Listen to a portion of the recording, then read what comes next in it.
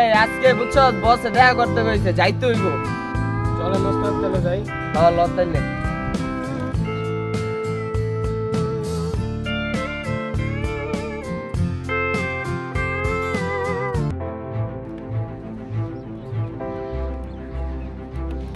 আসসালামু আলাইকুম বস। ভালো আছেন আপনি? আলহামদুলিল্লাহ ভালো। এই সুনান্তম করে ডাকছি এই কারণে যে অবরোধের মধ্যে গাড়ি চলবে না, কারণ অবরোধে গাড়িটা ভাঙচুর করলে পরে সমস্যা হয়ে যাবে, আমারই ক্ষতি হবে কিংবা আপাতত থাকতে হবে।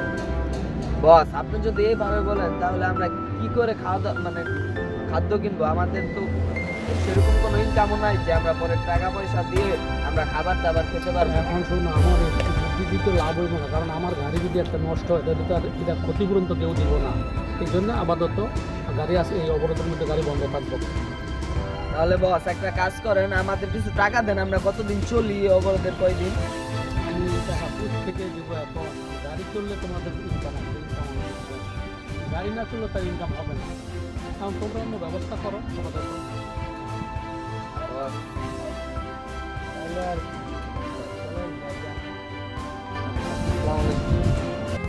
এখন কি করবো ক?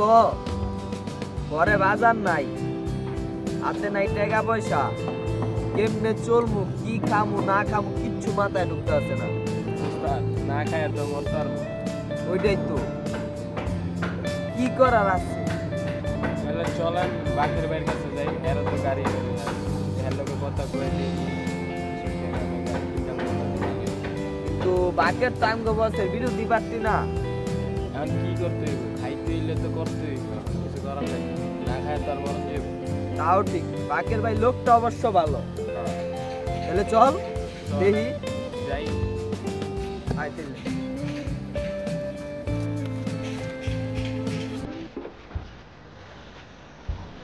আসসালামু আলাইকুম বাকের ভাই। ওয়ালাইকুম সালাম। কি খবর তোমরা? খবর তো ভাই এতটা ভালো না।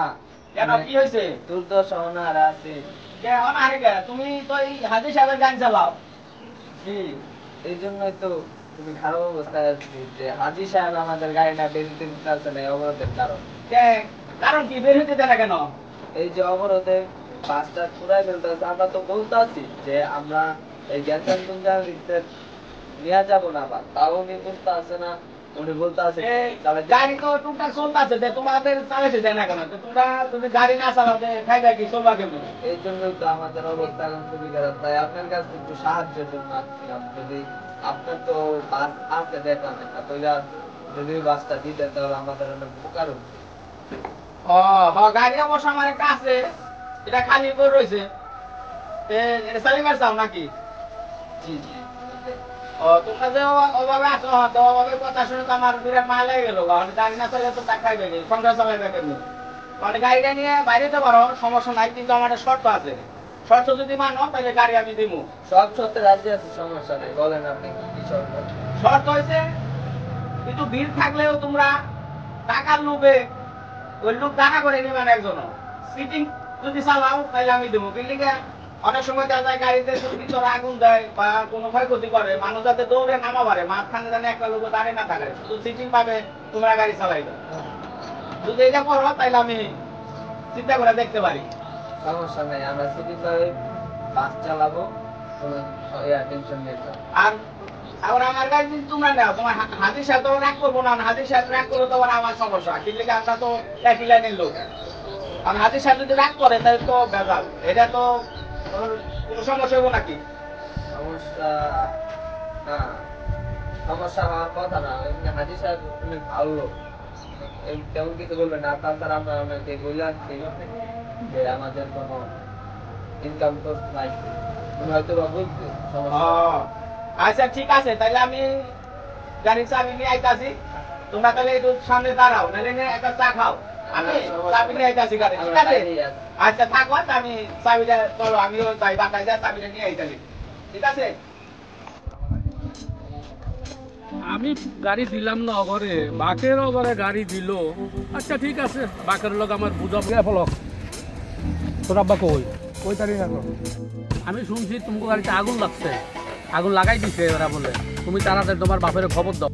কি কন আসলে গাড়িতে আগুন লাগছে? আমি যাইনি কইছি, তুমি তাড়াতাড়ি তোমার বাবার খবর দাও। আব্বা হায় হায়, আমি আব্বার এটা কেমনে কমু যে গাড়িতে আগুন লাগে গেছে গা। এখন আব্বারে কইলো তো আব্বাই পরে স্টপ করবো, কি করবো হন না। কলার তো এটাও কিনলাম, কি করবো? ছেলেও আমার একটা, ছেলেটা কই গেছে তাও তো জানি না। দেখ ছেলের ভবিষ্যৎ হিসেবে তো বাস কিনছি, আবার পলোটো কিনছি, আর কি, আর তেমন কিছু লাগবো না। আব্বা হ্যাঁ কি হয়েছে? আব্বা আমাকে গাড়ির তো আগুন ধরাই দিছে। কি কেনা কইছে? হাজি সাহেবে কইছে। কি হাজির সাহেব কইছে আমার গাড়িটা আগুন ধরে দিছে? হ্যাঁ। আয় হায় রে, আমি এখন কি করুম? 40 লক্ষ টাকা লোন নিয়ে আমি এই গাড়ি কিনছি। আয় হায় রে, আমার তো সব শেষ হয়ে যাবে রে বাবা।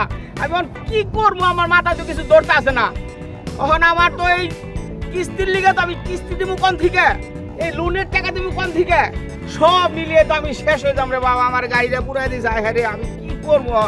ও আমি তো শেষ, আমার লাইফ বরবাদ হয়ে গেছে রে বাবা, শেষ। আব্বা ওঠো, আব্বা ওঠেন। আব্বা রে বাবা, আসসালামু বাকের ভাই, কি হইছে আপনার? বাকের ভাই। কি হয়েছে মানে? গাড়িতে আগুন ধরে দিছে, যে পোলা খবর করলো, আরে আমি না, তো এই শেষ। যে আজকের টাকাটা। তাহলে গাড়ি না না, গাড়িতে কোনো আগুন টাগুন ধরে নাই, গাড়ির কোনো ক্ষয়ক্ষতি হয় নাই। আমরা মনে করেন আপনি যেইভাবে শর্ত দিচ্ছেন আমরা ওইভাবে গাড়ি চালাইছি, কোনো সমস্যা হয়নি। তাই নাকি? বলো তাহলে তুমি বাবা কইলে, হ্যাঁ কার কাছে পাইলা খবর? এই খবর হাজি সাহেব কইলো আমারে। ও এই যে দেখছো, হাজি ক্রিমিনালি করে আমারে এইভাবে আমারে এই করলো, দেখছো? এই যে মানে আমারেও অ্যাটেম্প টু মার্ডার করলো, মানে আমি স্টুক করে মরতাম এখন, যে অবস্থা করছিলাম আমার, বুঝছো? এই যে হাজি ক্রিমিনাল, তোমার গাড়ি দিছি, এইবার আমি হাজিরে দেখামো। তোমরা এই গাড়ি সব সময় চালাইবে, তোমরা আর হাজির কাছে যাইবে না। হাজির লগে পরে আমি বুঝালাম, ঠিক আছে? যাও যাও যাও, তাহলে যাও। বাকের যাও। ভাই যাইছিলে? হ্যাঁ যাও। আচ্ছা, ওয়ালাইকুম সালাম। যাও। আচ্ছা বাবা, চলো তাহলে আমরা চলো লাঞ্চ করি কাছে। আসসালামু আলাইকুম হাজি সাহেব। ওয়ালাইকুম সালাম। আপনি তো আমার ছেলের কাছে একটা ভুয়া খবর দিয়েছেন, খবর দিয়ে আমার যে পরিস্থিতি করছেন, আমি তো পরে স্টপ করছিলাম। গাড়ি পুড়ে গেলে নয়, গাড়ি তো আমি ফেরত পাইছি, গাড়ি পুড়ে নাই, কিন্তু আমি যদি আমার যদি কিছু হয়ে যেত তো আমি কি করতাম কোন? আমি তো নিজেই পরে মরে গেছিলাম গা।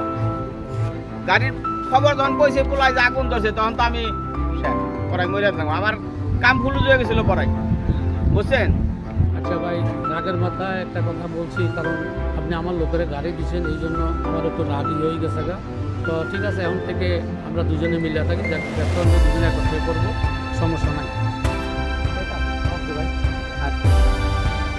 ঠিক আছে ভাই, ভালো থাকেন তাহলে। হ্যাঁ আচ্ছা ভাই, আল্লাহ ভরসা। ওকে, খোদা হাফেজ।